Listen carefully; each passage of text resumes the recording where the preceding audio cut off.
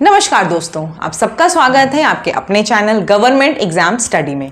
दोस्तों यहाँ पर आपको दिख रहा होगा आज हम लोग पेट में जो ग्राफ एंड टेबल वाले क्वेश्चंस आते हैं उनकी ऐसी ट्रिक, ऐसे आपको मेथड बताऊंगी कि ग्राफ एंड टेबल का कोई भी क्वेश्चन आपसे गलत नहीं होगा। जैसा कि मैंने आपको वीडियो के फर्स्ट डे से, जब से मैं पेट पढ़ा रही हूँ तब से आप लोगों को बताया हुआ है कि आप लोग ग्राफ, टेबल और एक अपठित गद्यांश है वो 30 अंक आपको इतने अच्छे से प्रैक्टिस करके जाने हैं कि पेपर में आपके वो 30 में से मार्क्स नहीं कटेंगे। ठीक है, आपको उसके बाद 70 में से देखना है अपने मार्क्स। तो हम लोग दोस्तों देखिए ग्राफ एंड टेबल्स के कई क्वेश्चंस प्लेलिस्ट में पड़े, वहां से जाके देख सकते हैं।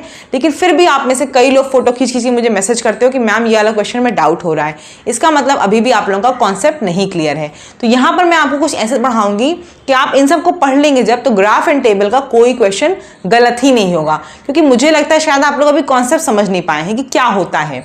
देखिए ग्राफ ये दिए हुए हैं आपको 3-4 तरह के। ठीक है, पहला ग्राफ जो दिख रहा है दोस्तों वो है हमारा लाइन ग्राफ। ठीक है, लाइन ग्राफ में क्या होता है, ऐसे लाइन जैसे बना रहेगा। और यहाँ पे आपको बता दूं ये दिया हुआ है, ये हम जो समझ रहे हैं, ये नीचे आपको दिख रहे हैं वर्ष। ठीक है, ये वर्ष हैं और ये किसी विद्यार्थी के अंक हैं जो उसको पेट में मिल रहे हैं। ठीक है, पेट में ही, पेट परीक्षा में किसी विद्यार्थी के ये अंक हैं। अगर आपसे मान लीजिए सीधे सीधा पूछा जाए 2010 में विद्यार्थी को कितने अंक प्राप्त हुए पेट परीक्षा में, तो आप बता दोगे कितने अंक प्राप्त हुए, 5 अंक प्राप्त हुए। ठीक, 2011 में उसको 15 अंक प्राप्त हुए, 15। ठीक है, 2012 में 25 अंक प्राप्त हुए और 2013 में उसको 10 अंक प्राप्त हुए। ठीक है, ये हो गया।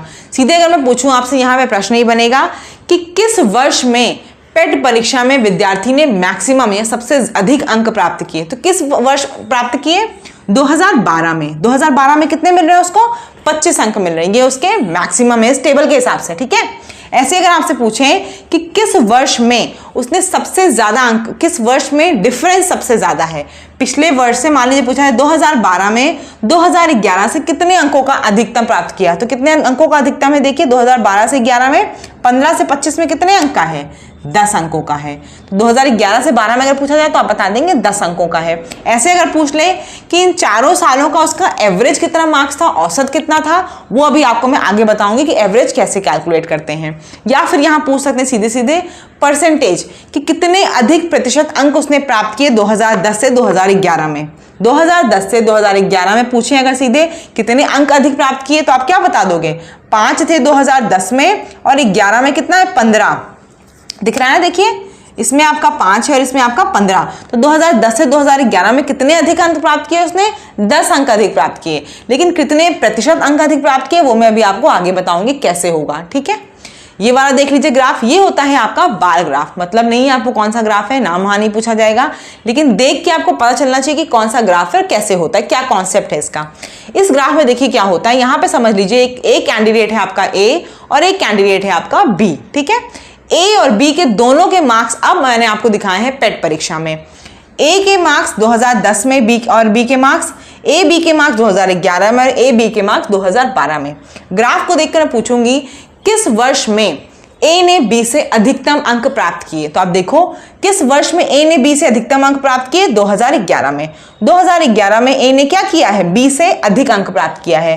बाकी 2010 में देखिए ए का वैल्यू क्या है, 5 है, कम है, और 2012 में तो दोनों की वैल्यू बराबर है, दोनों ने सेम अंक प्राप्त किए। तो यहां से पता चल गया 2011 में ए ने बी से अधिक अंक प्राप्त किए। ठीक, या फिर मैं बोलूं यहां पे कि किस वर्ष में ए और बी दोनों ने पेट में सेम अंक प्राप्त किए, तो कहां बताओगे, 2012 में।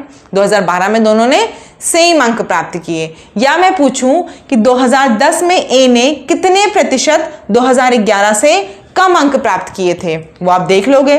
5 यहां पे है, 2011 में 15, तो कितने प्रतिशत की कमी आई वो मैं भी आपको बताऊंगी। ठीक है, मैं अभी आपको खाली ये समझा रही हूं किस तरह के क्वेश्चन आते हैं आपके एग्जाम में, और जो आपका ग्राफ होता है वो किस टाइप का आता है। थोड़ा उससे फेमिलियर हो जाइए जिन लोगों ने अभी तक ग्राफ और टेबल नहीं पढ़ा है, और अगर नहीं पढ़ा है तो प्लीज़ पढ़ना स्टार्ट कर दीजिए। वो 30 नंबर अगर आप गलत कर देंगे ना तो समझ लीजिए आप न जाने कितने लोगों से वैसे ही बाहर हो गए। उसके बाद आपका आता है टेबल। टेबल काफ़ी आपकी पूछी जाती है एग्जाम में, टेबल ही के ज़्यादा क्वेश्चन होते हैं। टेबल में जैसे सपोज कर लीजिए क्या दिया हुआ है यहाँ पे, ए बी सी डी कोई कार की कंपनीज हैं। ठीक है, ए बी सी डी आपकी कार की कंपनीज हैं और ये आपका महीना है जनवरी और फरवरी। ये दिखा रही है कि ए और बी कंपनीज जो हैं, सी डी, ये सब, ये हर महीने कितना कार का प्रोडक्शन कर रही है। ठीक है, जैसे ए मान लीजिए मैं पूछूं, ए जनवरी में कितना कार का प्रोडक्शन कर रही है, तो कितना कर रही है 45। ए फरवरी में कितना कर रही है 50। बी जनवरी में कितना कर रही है प्रोडक्शन 22, और बी फरवरी में कितना कर रही है 23। ऐसे ही सी जनवरी में कितना प्रोडक्शन कर रही है 28, और सी फरवरी में फिर कितना कर रही है 28 ही कर रही है।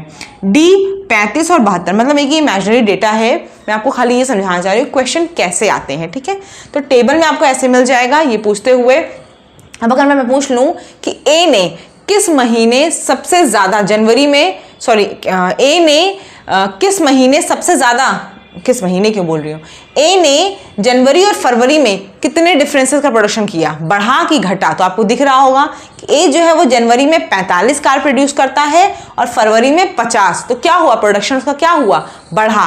कितने बढ़ा, 5 बढ़ा। ठीक है, लेकिन ये तो मैं सिंपल पूछी, अगर प्रतिशत में पूछेंगे तो कैसे करोगे आप, मैं वो अभी आपको समझाऊंगी प्रतिशत वाला कैसे करना है, क्योंकि आप लोगों को उसी में थोड़ा कंफ्यूजन है। लास्ट ये है दोस्तों पाई चार्ट। पाई चार्ट में क्या है समझ लीजिए, किसी का यहाँ पे भी दिया नहीं हुआ मैंने आपको प्रॉपर डेटा, यहाँ पे कभी कभी डिग्रीज या परसेंटेज में दिया होता है। जैसे सपोज कर लीजिए किसी का पैसे की अर्निंग होती है कि इतनी एक किसी इंसान की कमाई है, उसका खर्च घर में कुछ प्रतिशत और अदर खर्चे जो है उसमें कुछ प्रतिशत, स्कूल की फीस में बच्चे की इतना प्रतिशत, बचत में इतना प्रतिशत और कपड़े में इतना प्रतिशत हो जाता है।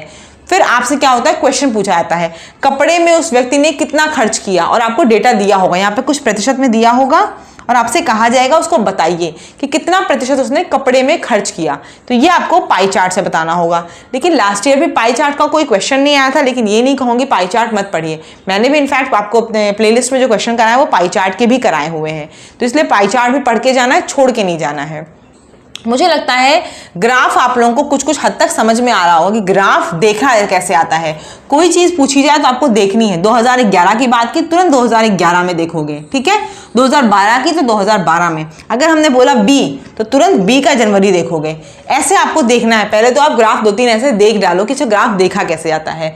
अब हम बात करते हैं डीआई सेक्शन में क्वेश्चन क्या आते हैं। डीआई सेक्शन में देखिए मैंने जो क्वेश्चन बताए कि 2000 किस वर्ष में सबसे ज़्यादा अंक प्राप्त किए, सबसे कम अंक प्राप्त किए, कितने अंकों का डिफरेंस है, तो ये सब तो देखिए नॉर्मल मैथ्स है जो आप छोटे से पढ़ते चले आ रहे हैं, जोड़ घटाना वो आप कर लेंगे, मुझे पता है। मैंने इसको बताऊं ना बताऊं 2012 में आपको दिख रहा है कि 25 सबसे ज़्यादा अंक प्राप्त किया, आप बता दोगे 2012 में। ठीक, हम लोग बात करते हैं अब जो दो चीज़ें हैं, एक परसेंटेज और एक एवरेज। परसेंटेज में देख लेते हैं, एक हमेशा पूछा जाता है, मतलब पूछा तो ये नहीं जाएगा ए बी का कितना प्रतिशत, पूछा जाएगा ऐसे 2010 2011 का कितना प्रतिशत है। एक एग्जाम्पल दे रही हूँ, तो यहाँ समझ लीजिए, बस एक चीज़ समझाना चाहिए, वो आपको शायद 4 बातों में समझ में आ जाए। अगर ये पूछा जाए कोई भी ए बी का कितना प्रतिशत है, ठीक है, ये चीज़ इसकी कितनी प्रतिशत है, तो बस आपको एक चीज़ ध्यान देनी है कि किसके अगेंस्ट पूछा जा रहा है, कंपैरिजन किससे किया जा रहा है। ए बी का कितना प्रतिशत है, मतलब ए को किससे पूछा जा रहा है, कंपेयर करके, ए को बी से कंपेयर किया जा रहा है। जिस चीज़ को कंपेयर करना है वो हमेशा कहाँ आएगी, नीचे आएगी। मैंने पहले भी वीडियो में बातें बताई हैं, आप लोग फिर भी कंफ्यूज हो जाते हैं आप लोग। ए बी का कितना प्रतिशत है, तो ए किससे पूछा जा रहा है, बी से, ठीक है। ए बी का कितना प्रतिशत है, ए को किससे पूछा जा रहा है, बी से कितना प्रतिशत है पूछ रहे हैं, तो ए बटे बी गुणे 100, आप ये यूज कर दोगे तुरंत। ए का बी कितने प्रतिशत है, अब देखिए क्या पूछ रहा है, ए का बी कितने प्रतिशत है, यानी कि किसके अगेंस्ट कंपैरिजन किया जा रहा है। अब ए का कंपैरिजन कराया जा रहा है ना, पूछा जा रहा है ए का बी कितने प्रतिशत है, बी यानी कि ए का कितने प्रतिशत है पूछ रहा है, जो यहां था ना वही पूछ रहा है, लेकिन उसको उल्टा कर दिया है। ठीक है, समझ में आ रहा है, फिर से बता दूं, ए बी का कितना प्रतिशत, यानी कि बी से कंपैरिजन करना है। ठीक, तो जिससे कंपैरिजन करोगे वो नीचे आएगा।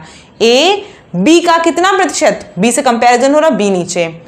ए का बी कितने प्रतिशत है, तो यानी कि बी को पूछा जा रहा है वो कितने प्रतिशत है, किसके अगेंस्ट, ए के अगेंस्ट। तो यहाँ पे क्या हो गया हमने, बी बटे ए। जिसको पूछा जाएगा वो हमेशा ऊपर रहेगा और जिसकी कंपैरिजन में पूछा जाए वो कहाँ होगा, वो नीचे होगा। ठीक है, अब एक और क्वेश्चन क्या आता है, ए बी से कितने प्रतिशत कम है, ए बी से कितने प्रतिशत कम है। तो क्या करोगे आप, जब कम और ज्यादा पूछे, पहले तो देखो किससे कंपैरिजन करना है, ए बी से कितने प्रतिशत कम है, इसका नीचे क्या आएगा, नीचे तो बी आएगा। और ए बी से कितने प्रतिशत कम है, जब कम या ज्यादा पूछेगा, सीधे प्रतिशत नहीं पूछेगा, तो क्या करोगे, डिफरेंस को लिखोगे, यानी कि ए में से बी का जो डिफरेंस होगा वो लिखोगे। ए माइनस बी बटे बी गुणे 100। ए बी से कितने प्रतिशत अधिक है, अधिक हो या कम हो, आप हमेशा ऊपर क्या रखोगे, डिफरेंस। और पूछा किससे जा रहा है, ए बी से, बी से पूछ रहा है ना, तो नीचे क्या रखोगे, बी। समझ में आ रहा होगा, फिर से अच्छे से समझ लीजिए। जिसको पूछा जाएगा, जिसको पूछा जाएगा, जिसको आपको निकालना है, वो ऊपर रखेगा, और जिसके अगेंस्ट पूछा जाएगा वो हमेशा क्या होगा, नीचे होगा। ए बी का कितना प्रतिशत है, तो इसमें किससे पूछ रहा है, ए को पूछ रहा है, लेकिन बी के अगेंस्ट आप ए बटे बी गुणे 100 कर दोगे। और अगर ऐसा क्वेश्चन आए ए बी से कितने प्रतिशत कम है या ज्यादा है, तो क्या करोगे आप, डिफरेंस अपॉन जिसके कंपैरिजन में किया गया है, डिफरेंस अपॉन बी के कंपैरिजन में किया है, तो आप वो कर लोगे। ठीक है, अब दोस्तों हम इसका एक उदाहरण और करेंगे, और उसके बाद आपको, मुझे लगता है कि पूरा समझ में आ जाएगा। फिर अगर आप बोलोगे तो ऐसी क्लासेस आपकी रोज कंटिन्यू होंगी, थोड़ी छोटी छोटी वीडियो बना के मैं रोज आपको एक एक टेबल या ग्राफ करा दिया करूंगी।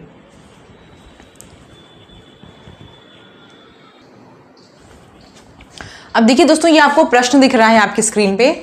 ये दोस्तों कोयले का उत्पादन है। ठीक है, इधर जो आपको मैंने दिया है ये कोयले का उत्पादन दिख रहा है लाख टन में 2008 2009, ये तो आपको वर्ष दिख रहे हैं। ठीक है, यानी कि यहाँ पे दिख रहा है वर्ष, और वर्ष के हिसाब से यहाँ पर है आपका कोयले का उत्पादन लाख टन में। ठीक है, जैसे कि आपको यहां पूछा जाए 2008 में कितना कोयले का उत्पादन है, 10 लाख टन। ठीक है, समझ में आ रहा है। 2009 में कितना उत्पादन है, 20 लाख टन।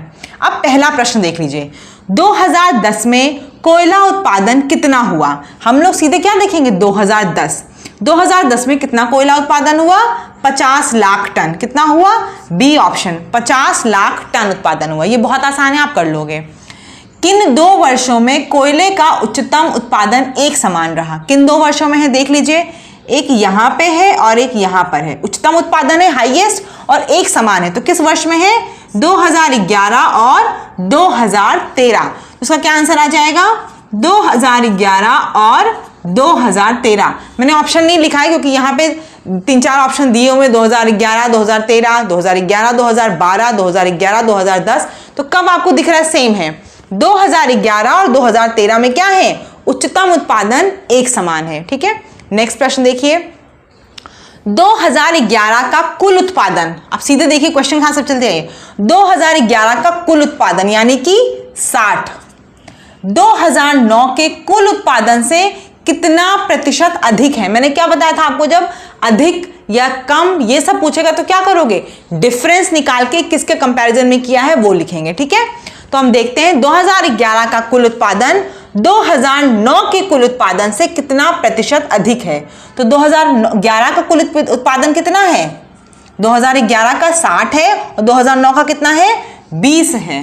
2009 का कितना है, 20 है। तो पहले डिफरेंस निकालो, कितना आ रहा है, 60 में से 20 यानी कि 40। अब 40 के बाद नीचे क्या रखेंगे, किससे पूछ रहा है, 2011 का कुल उत्पादन 2009 के कुल उत्पादन से। तो कंपैरिजन किससे किया जा रहा है, 2009 से, और पूछा किसका जा रहा है, 2011 का। जिसका पूछा जा रहा है उसका डिफरेंस ऊपर होगा। अगर अभी यहाँ अधिक ना पूछते तो सीधे क्या करते, आप 2011 का लिखते 60 बटे 20 गुणे 100। ठीक है, लेकिन अधिक पूछा है इसलिए हमने क्या किया, 60 में से 20, 40 बटे 2009 में कितना है, 20, 40 बटे 20 गुणे 100 कितना आएगा जरा बताना। ये आ जाएगा आपका 200%, यानी कि ये वाली वैल्यू।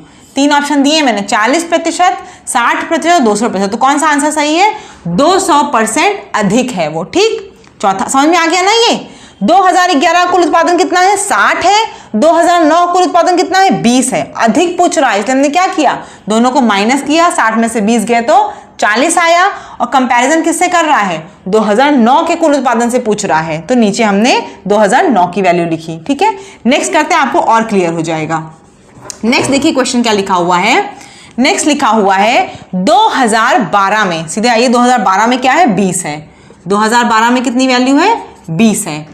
पूर्ववर्ती वर्ष की तुलना में, पूर्ववर्ती यानी कि 2011 में, 2011 में कितना है, 60, उसकी तुलना में उत्पादन हानि का प्रतिशत कितना है। फिर देखिए क्या पूछा है आपसे, हानि पूछ ली, लाभ पूछ ले, तो फिर आपको क्या करना होगा, डिफरेंस निकालना होगा। सीधे सीधे पूछता तो क्या करते, कुछ नहीं करते आप। तो पहले डिफरेंस निकालिए कितना है, यहाँ भी 40 ही आया। अब नीचे क्या रखेंगे आप, 2012 में पूर्ववर्ती वर्ष की तुलना में, यानी कि पूर्ववर्ती वर्ष कौन सा है आपका 2011। डिफरेंस तो आपको पता चल गया, 60 में से 20 40, और नीचे क्या रखोगे आप 60, तो 40/60 गुणे 100, ये हो जाएगा आपका कितना आ जाएगा 200/3, जो कितना होता है आपको पता है 66.66%। समझ में आ गया। फिर से बता दूं, 2012 के में पूर्ववर्ती वर्ष की तुलना में पूछ रहा है, यानी कि 11 में, तो 2012 में कितनी वैल्यू है 20 है, और 2011 में कितनी है 60। तो पहले क्या करोगे, दोनों का अंतर निकालोगे, 40 लिखोगे, बटे किससे कंपैरिजन करना है, पिछले वाले से पूछ रहा है, यानी कि 2011 को नीचे रखना है। जिससे कंपेयर करना होता है, जिससे तुलना की जाती है, हमेशा वो आपका नीचे आएगा, उसको दिमाग में बैठा लो, कोई कंफ्यूजन होने की जरूरत नहीं है। 40/60 गुणे 100, जो बचा किसके आएगा 66.66। 3 ऑप्शन थे, 40%, 20% और 66.66, तो ये वाला आपका आंसर हो जाएगा। ठीक, आखिरी क्वेश्चन है, 2018 से 2013 तक अधिकतम एवं न्यूनतम कोयला उत्पादन का अंतर कितना है। देख लीजिए लगातार भाई, 2018 नहीं 2008 है ये। 2008 से 2013 तक अधिकतम और न्यूनतम कोयला उत्पादन का अंतर कितना है। 2008 में आपको दिख रहा सबसे कम है, कितना है 10 है, और कब सबसे ज्यादा है 2011 और 2013 में कितना है 60। तो 60 सबसे ज्यादा है और 10 सबसे कम है, तो कितना अंतर आ गया यहाँ पे, 60 में से 10 जाएगा तो 50 लाख, ये वाला ऑप्शन। 40 लाख 50 लाख 60 लिखा, तो अधिकतम और न्यूनतम का अंतर कितना कोयले उत्पादन का 50 लाख है। मुझे समझ में आ रहा है कि शायद आप लोगों को ये लाइन ग्राफ का जो क्वेश्चन मैंने कराया समझ में आ गया होगा। हम लोग कल की क्लास में, अगर आप लोगों को ये अच्छी लगेगी, आप लोग बोलोगे कि हाँ ठीक है, तो कल फिर मैं आप लोगों को बार ग्राफ, एक क्वेश्चन आपका पाई चार्ट का, सबका एक एक करके ऐसे क्वेश्चन करा दूंगी। ठीक है, आगे देख लेते हैं दोस्तों, यहाँ पे एवरेज का भी क्वेश्चन आता है, इसलिए मैं आपको बता दे रही हूँ। एवरेज में वैसे तो सीधे अगर आप एवरेज निकालना चाहो तो फॉर्मूले होते हैं, लेकिन फॉर्मूले पे जाने की जरूरत नहीं, सीधे आपको क्या करना होता है, किसी का भी एवरेज निकालना है। मैंने लिख दिया ABCD, इसका एवरेज निकालना है, औसत निकालना है। तो सिंपल क्या करोगे आप, A+B+C+D/4, जो भी यहाँ वैल्यू लिखी होगी उनका सम बटे जितने हैं ये नंबर। समझ में आ रहा है। एग्जाम्पल देख लीजिए, 1 2 3 4 5 6 7 8, ये 8 अंक हैं। पूछा जाए इनका औसत क्या है, सिंपल क्या करोगे आप, 1 + 2 + 3 + 4 + 5 + 6 + 7 + 8 बटे कितने हैं ये अंक 8, आपका औसत निकल आएगा। ठीक, इसी औसत को कुछ भी करना हो आप, औसत मुझे नहीं लगता किसी के लिए टफ है, आप लोग औसत आसानी से निकाल लोगे। इसके लिए खाली एक चीज करने का, आप इसको गलत करते हो, सिर्फ एक चीज, वो क्या कमी होगी, प्रैक्टिस की। तो ज्यादा ज्यादा प्रैक्टिस करिए। कोई डाउट हो, कोई क्वेरी हो तो आप कमेंट सेक्शन में हमसे पूछ सकते हैं, टेलीग्राम में पूछ सकते हैं। बस आप क्या करिए, पढ़ाई करते रहिए और प्रैक्टिस करते रहिए। चैनल पे नए हो सब्सक्राइब जरूर करिएगा, और अगर वीडियो पसंद आए हो तो जरूर कमेंट करके बताइएगा। फिर मैं आपके लिए बार ग्राफ और सबके एक एक क्वेश्चन पहले लाऊंगी समझाने वाले, फिर अगर बोलेंगे तो कंटिन्यू कर लूंगी ऐसे 10 से 15 मिनट की रोज क्लासेस। धन्यवाद।